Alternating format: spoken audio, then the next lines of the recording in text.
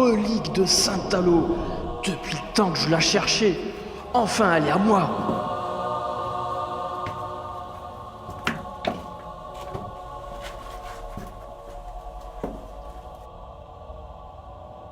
Tiens, joue donc à ça. Là, tu vas te sentir pousser des ailes, mon grand.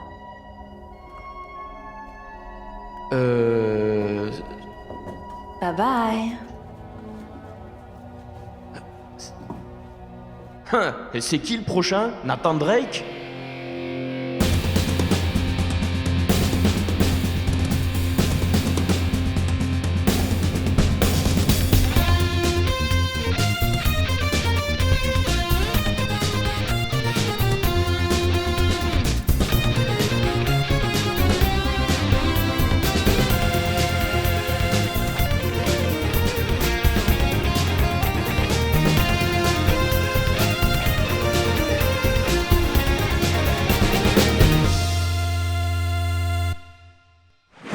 Salut Nostalgeek. Bon, Tomb Raider 3 sorti en 1998, on est en novembre 2018, donc ça fait 20 ans. Vidéo anniversaire, joyeux anniversaire Tomb Raider 3, ouais.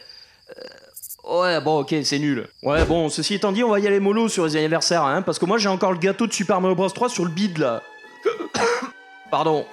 Hein, mais c'est de leur faute aussi, je leur avais dit de pas mettre du sucre de carapace de tortue dans leur putain de gâteau, là. En plus, avec les fêtes qui arrivent, là. Enfin bon, bref, passons. Bon, si je vous dis Tomb Raider 3, vous pensez à quoi? Enfin, plutôt, vous pensez à qui? Moi, je sais. Ah, me dites pas que vous avez pas d'idée, là. Bon, je vous aide. Un indice est glissé dans le studio Nostalgeek où je suis en train de filmer. Ne te gêne pas, jette un coup d'œil. Quoi, vous avez toujours pas trouvé? Purée, les gonzes. Faut s'astiquer les mirettes, là, hein.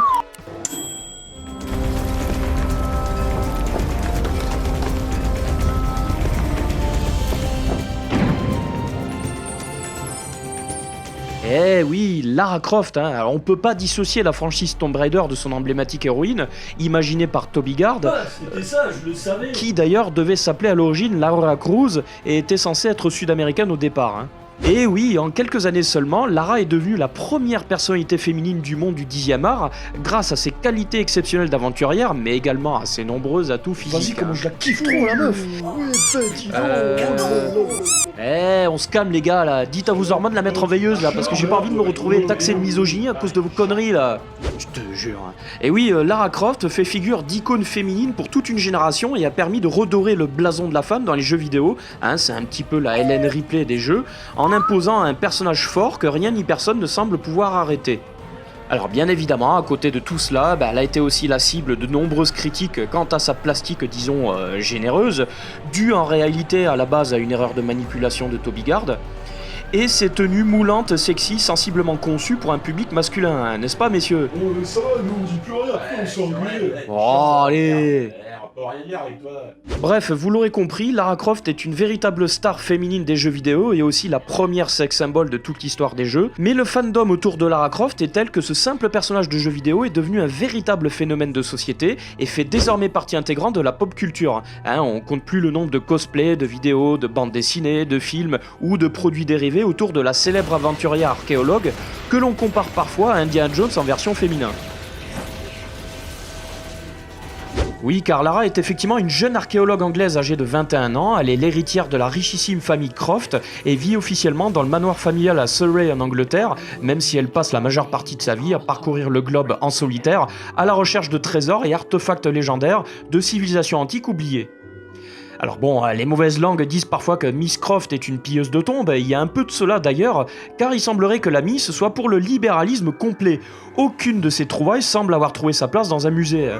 Ouais, bon, n'oublions pas que Lara est fille unique, hein, ce qui pourrait peut-être expliquer cet altruisme exacerbé. Tout est ok. En avant pour notre troisième aventure.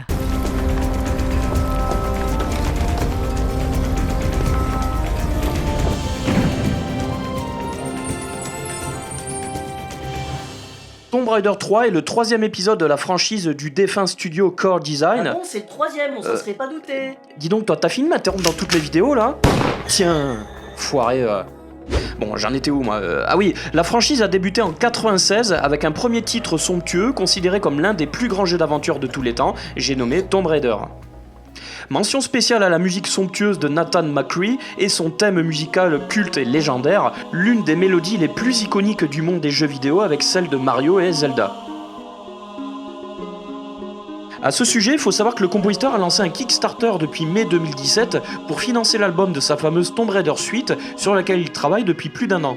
La musique a déjà été donnée en concert et c'est un pur délice. Retrouver tous ces thèmes musicaux mémorables en version symphonique chorale enregistrés au célèbre Abbey Road Studio de Londres, c'est le pied total. Je mettrai le lien dans le descriptif et le générique de fin de la vidéo. Alors pour en revenir à Tomb Raider, le jeu pose les bases de la franchise, vue à la 3ème personne, environnement 3D cubique ultra moderne pour l'époque, énigmes et puzzles à résoudre, décors grandioses que l'on peut observer sous tous les angles en déplaçant la caméra, ruines de civilisations perdues et tombeaux gigantesques que l'on doit visiter, quêtes au trésor, nombreux secrets disséminés un peu partout dans le jeu et possibilité de tirer avec les fameux doubles flingues de Lara, sans oublier le traditionnel niveau d'entraînement dans le manoir Croft à Surrey en Angleterre. Le jeu est un hit monumental vendu à plus de 7 millions d'exemplaires à travers le monde et sera le premier titre d'une très longue série de jeux à succès. Une suite débarque l'année d'après en 1997, sobrement intitulée Tomb Raider 2, qui place Lara à la recherche de la mythique dague de Xian au pouvoir légendaire. Le gameplay reste le même, mais il y a quelques nouveautés, comme la possibilité d'utiliser quelques véhicules, et notamment le bateau dans le célèbre niveau de Venise. Bon alors moi personnellement c'est un jeu qui m'a beaucoup marqué quand j'y ai joué à l'époque sur PS1, avec des niveaux d'anthologie comme celui de l'Opéra à Venise, ou le temple de Xian, ultra difficile, avec une ambiance sombre et oppressante. A noter que ces jeux sont aussi connus pour disposer d'extensions sur les versions PC, des niveaux supplémentaires qui permettent de rallonger la durée de vie des premiers épisodes, avec notamment Unfinished Business pour le premier volet, The Golden Mask pour le deuxième, avec un niveau génial comme celui de la fournaise des dieux par exemple, ou The Lost Artifact, qui dans la version française du jeu a été traduit par Le Dernier Artefact, pour Tomb Raider 3. Ah, une question de Monsieur Haran de Brinstar sur Norfair. Quelle différence y a-t-il entre les versions PC et PS1 des Tomb Raider? Eh bien, Monsieur Haran, la réponse tout de suite en images. Bon alors si je fais la comparaison avec le premier Tomb Raider et je pourrais faire la même chose avec les épisodes suivants, on constate que sur PC les détails sont beaucoup plus fournis tandis que sur PS1 l'image semble plus pixelisée et compressée à cause des limites techniques de la machine. Par ailleurs le système des sauvegardes change complètement entre la version PC où l'on peut sauvegarder quand on veut et la version PS1 où l'on doit récupérer ces fameux cristaux bleus, un truc qui sera d'ailleurs repris dans les épisodes suivants.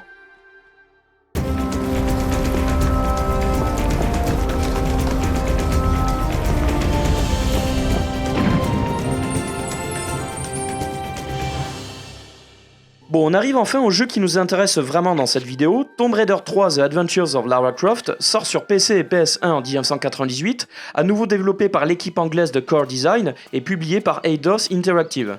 Le jeu reprend les grandes lignes des opus précédents et reprend par ailleurs le moteur graphique de Tomb Raider en l'améliorant sensiblement.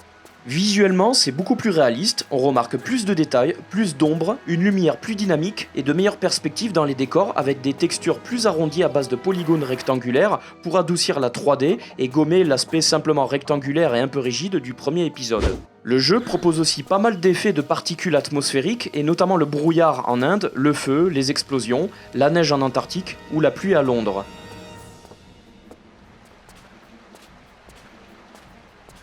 Alors c'est aussi le premier Tomb Raider à proposer en 98 une haute résolution avec 16 millions de couleurs sur la PlayStation, support sur lequel le jeu sera majoritairement vendu à l'époque, même si encore une fois, la version PC est bien plus belle. Lara Croft est par ailleurs mieux conçue et petite nouveauté, elle change cette fois-ci de tenue au cours de son aventure. En Inde, Chaud, Oh. en Antarctique, froid, dans le... humide. Bon putain, y a pas quelqu'un qui va lui faire fermer sa bouche là? Voilà, c'est fait. Merci. De rien. Pour le reste, la mécanique de gameplay reste sensiblement la même. On évolue dans des décors immenses à travers les 4 coins du monde, avec nos 2 fidèles pistolets en flinguant tous ceux qui se mettent au travers de notre chemin. On récupère des objets en tout genre, trousses de soins, munitions, torches, etc. Lara Croft vous présente la minute sportive de Tomb Raider 3. Avec Tomb Raider 3, vous allez faire du sport, sacré nom. On a cette fois la possibilité de courir en chargeant une barre de vitesse. On peut ramper, faire une roulade durant un sprint, s'agripper et se suspendre de manière athlétique, hop, idéal pour faire travailler les abdos. Enfin, on va pas faire la séquence gym tonic avec Véronique et Davina, hein, mais c'est un peu l'idée quoi. Quoique, quand vous regardez le corps de Lara, elle a pas l'air d'avoir besoin de faire tant de sport que ça, la tigresse. Hein. Ça va, je vous dérange pas. Enfin bon, bref, passons. C'était la minute sportive de Tomb Raider 3. Le jeu reprend aussi l'idée de conduire des véhicules comme dans Tomb Raider 2, sauf qu'ici certains niveaux entiers nécessiteront l'usage permanent du véhicule, un peu comme le kayak des gorges de Madoubou dans le Pacifique ou le quad dans le niveau du Gange en Inde. Concernant les sauvegardes, comme dans les deux premiers opus, la version PC nous permet de sauvegarder à tout instant, mais pour la version PS1, il faudra de nouveau se taper le délire de choper des cristaux de sauvegarde et donc de bien gérer votre stock de cristaux dans votre inventaire. Votre inventaire. Et merde. Alors au niveau des armes maintenant, hormis les 2 flingues de base, Lara va pouvoir récupérer tout un nouvel arsenal assez hallucinant, et à ce niveau-là, Lara Croft c'est un peu la NRA à elle toute seule. Hein. Les ennemis vont avoir chaud au micton, c'est moi qui vous le dis. Hein. Des Uzi, un fusil, un lance-roquette, un Desert Eagle, un mitrailleur MP5 et un lance-harpon, sans oublier le lance-grenade qui est une arme très cool et très dévastatrice. Bref, de quoi déclencher la 3ème guerre mondiale à vous tout seuls les copains. Hein. La vache, ça c'est de l'archéologie bourrine comme j'aime, hein. À fond dans ta gueule. Tomb Raider 3, l'archéologie dans ta gueule. Bon, j'avoue, j'ai la plaisanterie un peu facile, hein, mais sinon il faut dire que Tomb Raider 3 est aussi réputé pour sa difficulté ahurissante. Hein. Les niveaux sont très longs, difficiles, avec de nombreux pièges et obstacles en tout genre.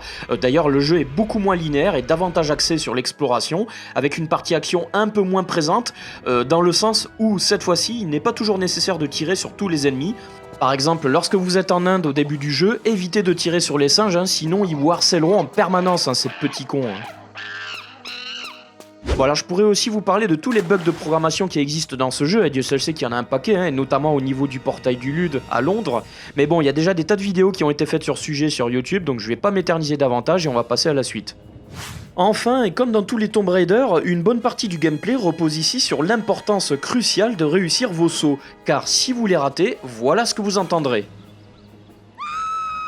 Lugubre, non? Non, moi j'aime bien. Quoi?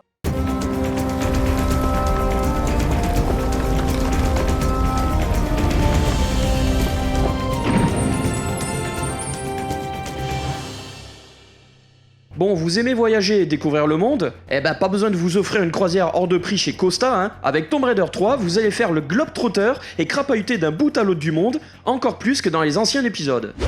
Tout commence lorsqu'une société d'exploitation minière nommée RX Tech découvre en Antarctique le lieu du crash d'une mystérieuse météorite qui se serait abattue il y a des millions d'années à l'époque de la Pangée, dévastant tout sur son passage. Au cours de leurs fouilles géologiques, les scientifiques découvrent de mystérieuses statues moai ressemblant à celles de l'île de Pâques dans le sud-est de l'océan Pacifique. Ils découvrent aussi la tombe d'un des membres de l'expédition du HMS Beagle avec à son bord le jeune Charles Darwin qui aurait navigué dans ces eaux en 1835. Peu de temps après, on retrouve Lara Croft partie en expédition en Inde pour y retrouver un artefact légendaire, la mystérieuse statuette Infada qui se trouverait au fond d'un temple dans la jungle. Durant son périple, Lara va affronter la folie d'un scientifique devenu fou et va croiser la route du professeur Willard. Ce dernier travaille pour RX Tech et explique à Lara que la statuette Infada est en fait la relique liée à la mystérieuse météorite des glaces découverte il y a peu de temps. Cette statuette aurait été sculptée par les Polynésiens il y a des millions d'années dans le cœur même de la météorite et contiendrait d'immenses pouvoirs. D'autres reliques se trouveraient ainsi dans plusieurs pays, il y en aurait donc une dans le Pacifique, à Londres et dans la zone 51 du désert du Nevada en Amérique.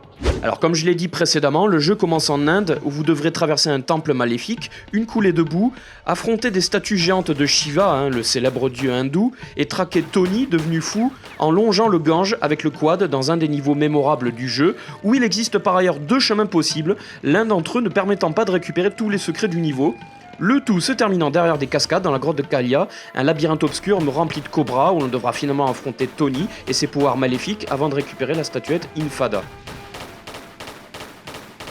Après cela, petite nouveauté, on nous propose une carte du monde avec 4 destinations possibles, Londres, le Nevada, le Pacifique et l'Antarctique. Mais pour le moment, vous ne pourrez aller que dans les 3 premiers, l'Antarctique étant le dernier endroit où l'on devra se rendre une fois en possession des 4 artefacts liés à la météorite. Alors le niveau de Londres est probablement le plus complexe des trois et celui qui m'a le plus marqué pour diverses raisons. Les quais de la Tamise est un niveau long et dur, vous allez devoir vous accrocher constamment à des corniches sous la pluie. D'ailleurs notez que vous commencez le niveau sur les toits avec en face ce qui semble être la cathédrale Saint-Paul, hein. Voilà, photo à l'appui. London Borough, les Français. Après cela, vous allez plonger dans les profondeurs du métro désaffecté d'Aldwych, l'un de mes niveaux préférés, où vous allez carrément découvrir une loge maçonnique secrète, ouais, accessible après avoir passé un labyrinthe de portes. Le niveau est génial, super lugubre, mais encore une fois, c'est long et pénible, surtout que pour trouver tous les secrets, vous allez devoir passer plusieurs fois par la fameuse pièce aux lumières rouges, hein, et même éviter une fourreuse qui va descendre vers vous dans un tunnel vertical ultra casse-gueule. Waouh, sérieux, vous avez fait votre testament de partir à l'aventure, là ? Alors personnellement, moi ce que j'adore particulièrement dans Tomb Raider 3, c'est le fait que chaque pays qu'on visite offre un challenge et un objectif différent. Par exemple à Londres, vous allez découvrir la conspiration liée à la mystérieuse femme d'affaires Sophia Legge, qui a utilisé des cobayes vivants pour tester sur eux ses produits cosmétiques et les a ensuite jetés dans les égouts où ils vivent désormais sous forme d'une communauté secrète. Alors là, je crois qu'on tient après Aldwych le deuxième niveau qui m'a le plus marqué, toujours à Londres, hein, c'est le fameux portail du Lude, hein. Je crois que tous ceux qui ont joué à ce jeu savent de quoi je parle. C'est un niveau ultra fourre-tout, difficile et interminable, hein. Outre le fait que vous devez ruser pour éviter le gardien et l'homme grenouille si vous voulez récupérer le secret, vous avez aussi le fameux labyrinthe aquatique en mini submersible, et là, bon courage pour y arriver sans faire un plan, hein. Enfin, je rentrerai pas dans les détails, mais j'ai pas le temps parce que sinon la vidéo durerait 3 heures et je sens que vous allez râler, hein.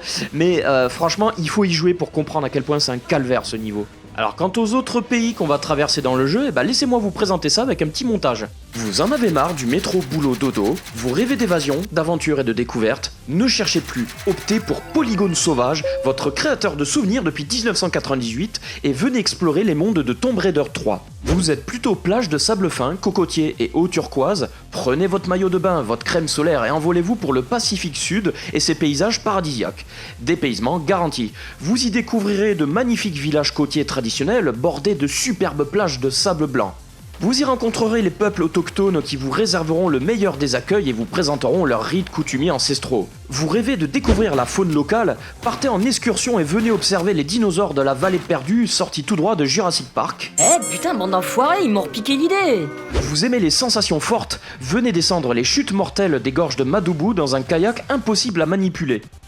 Oh, galère de putain de... Quelqu'un a le mode d'emploi, s'il vous plaît? Vous souhaitez découvrir les lieux maoris sacrés? Venez à la rencontre du seigneur Puna dans son petit temple qui se visite en à peine 15 minutes. Ah non, c'est pas une arnaque, hein.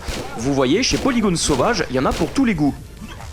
Vous préférez le silence des déserts à l'exotisme? Offrez-vous une petite escapade dans le somptueux désert du Nevada en Amérique. Vous y ferez la rencontre de la faune sauvage et des locaux, ces militaires américains habillés en jean, hein, logique me direz-vous, ou ces soldats qui confondent Lara Croft avec une militante écolo, hein, re-logique évidemment. Hein. Elle ne ressemble pas trop aux autres fanatiques. C'est peut-être une terroriste écolo. Une terroriste en mini-short, t'as raison. Vous n'avez pas suffisamment chaud et vous voulez transpirer davantage? Aucun problème, Polygone Sauvage propose aussi des activités sportives. Vous pourrez par exemple faire des balades en quad ou vous essayer à l'acro-grillage. Oui, cette activité qui consiste à franchir des grillages de protection ultra sécurisés. Hein. Non mais rassurez-vous, c'est sans danger. Hein. Un enfant de 5 ans y arriverait.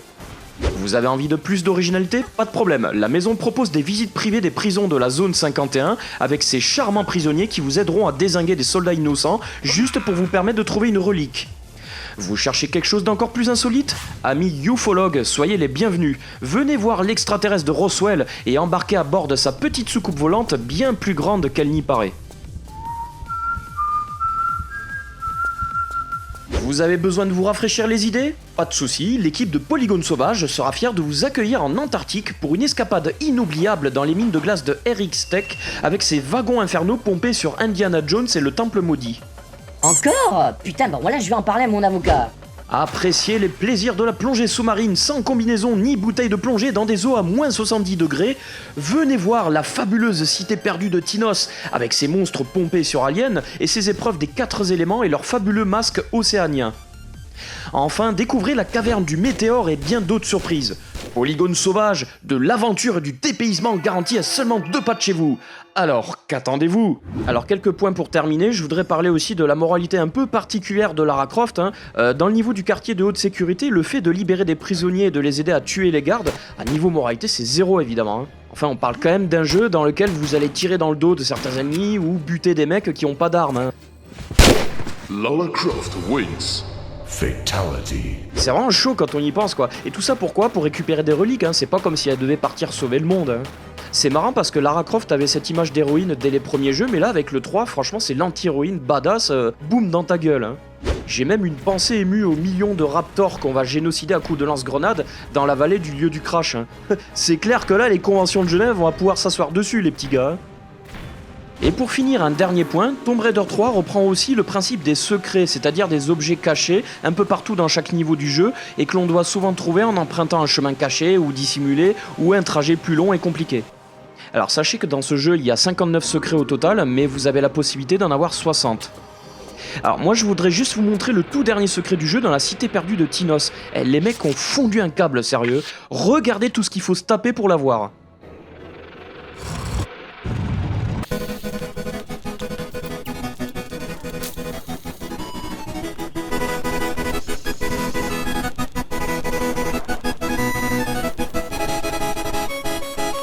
Et tout ça en moins de 2 minutes, hein. Bah ils sont tarés sérieux. Et si vous trouvez tous les secrets, bravo, vous aurez droit à un niveau supplémentaire à la toute fin du jeu, l'église Hallows à Londres, un niveau assez grandiose à l'intérieur d'une grande cathédrale où vous devrez visiter les catacombes immergées et atteindre une pièce où se trouvent des munitions finales. Bon et puis si vous jouez sur PC, vous pourrez aussi faire l'extension avec les niveaux supplémentaires intitulés The Lost Artifact ou le dernier artefact en français dont j'ai parlé vous savez au début de la vidéo et que je vous invite à faire absolument. Bon eh bien je crois qu'il est temps de conclure, hein. Alors Tomb Raider 3 c'est un sacré jeu, alors ok c'est difficile, c'est complexe, frustrant, mais le jeu est vraiment beau, dépaysant, on sent le vertige lorsqu'on est suspendu dans le vide, l'action est prenante, l'ambiance est intrigante, sombre, mystérieuse, violente aussi parfois, bref c'est un jeu finalement rempli d'émotions, avec un scénario bien construit et de belles idées. Bref, la saga Tomb Raider a encore de beaux jours devant elle, hein. Et avec la sortie de Shadow of the Tomb Raider sur PS4 cette année, bah, Lara Croft va encore vivre de belles aventures qu'on continuera de partager avec elle. Alors si vous aimez les ruines archéologiques de civilisations perdues, les tombeaux de sites ancestraux, les trésors fabuleux et les courses-poursuites aventureuses façon Indiana Jones, eh ben foncez jouer à Tomb Raider 3 et à tous les autres jeux de la série, hein. Voilà, bon sur ce, je vais vous laisser pour partir vivre de nouvelles aventures vidéoludiques à mon tour. Ciao les nostalgiques. Lara, un dernier mot pour la fin? Le pouvoir du paddle est toujours entre vos mains. Yeah, merci Lara.